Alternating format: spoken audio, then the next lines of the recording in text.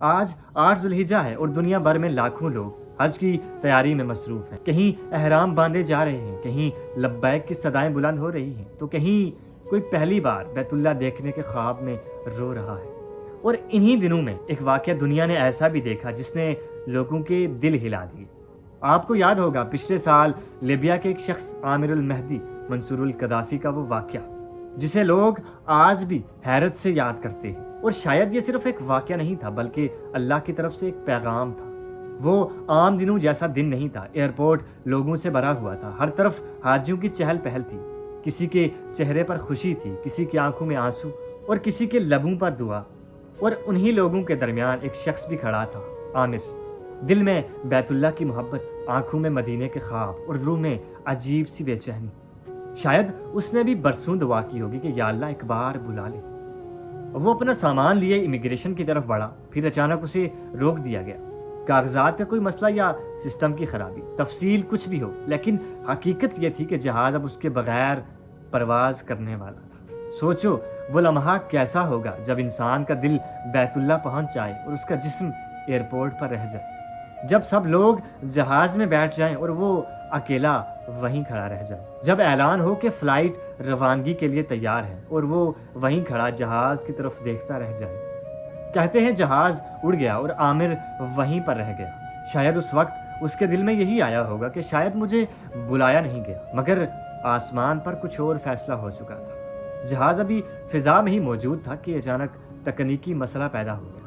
Pilot نے emergency صورتحال محسوس کی اور جہاز کو واپس ایئرپورٹ کی طرف موڑ دیا۔ جہاز واپس آیا، تکنیکی خرابی کو چیک کیا گیا، مسئلے کو حل کیا گیا اور دوبارہ اعلان ہوا کہ فلائٹ دوبارہ پرواز کے لیے تیار ہے۔ پھر کیا تھا، جہاز دوبارہ رن وے پہ اڑنا شروع ہو گیا اور عامر خاموشی سے بیٹھا جہاز کی طرف دیکھتا رہ گیا، اور پھر پرواز دوبارہ فضا میں بلند ہو گئی۔ لیکن چند لمحوں بعد پھر وہی مسئلہ، پھر وہی تکنیکی خرابی اور جہاز کو دوبارہ ایئرپورٹ کی طرف موڑنا پڑ گیا۔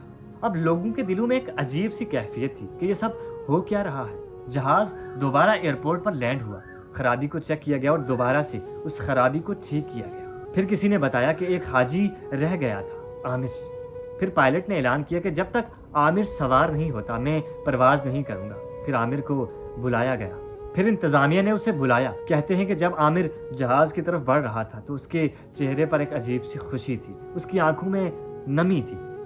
شاید اسے یقین نہیں آ رہا تھا کہ جو جہاز اسے چھوڑ کر چلا گیا تھا وہ دوسری بار اسے لینے واپس آیا ہے۔ سوچو، یہ صرف ایک انسان کا واقعہ نہیں ہے، یہ پوری انسانیت کے لیے ایک پیغام ہے کہ جب اللہ کسی کو اپنے گھر بلانا چاہے تو راستے بدل جاتے ہیں، فیصلے بدل جاتے ہیں، حساب بدل جاتے ہیں، یہاں تک کہ جہاز بھی واپس مڑ جاتے ہیں۔ ہم دنیا میں اکثر یہ سمجھتے ہیں کہ سب کچھ ہماری پلاننگ سے ہو رہا ہے، لیکن نہیں، فیصلے زمین پر نہیں بلکہ آسمان میں ہوتے ہیں۔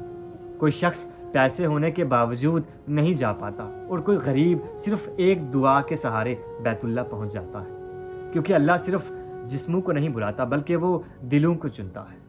آج جب لاکھوں لوگ حج کی تیاریوں میں مصروف ہیں تو اس واقعے کو لازمی یاد رکھنا۔ اگر کبھی زندگی میں دروازے بند ہوتے نظر آئیں، اگر کبھی لگے کہ سب کچھ ختم ہو گیا ہے تو فوراً مایوس مت ہونا۔ کیا پتہ آسمان میں تمہارے لیے بھی کوئی راستہ لکھا جا رہا ہو، اور ہو سکتا ہے کہ اللہ ایک دن تمہیں بھی ایسے بلائے کہ دنیا حیران رہ جائے۔ کیونکہ جب اللہ اپنے بندے کو بلاتا ہے نا تو صرف راستے نہیں کھلتے بلکہ جہاز بھی واپس مڑ جاتے ہیں۔ اللہ اکبر۔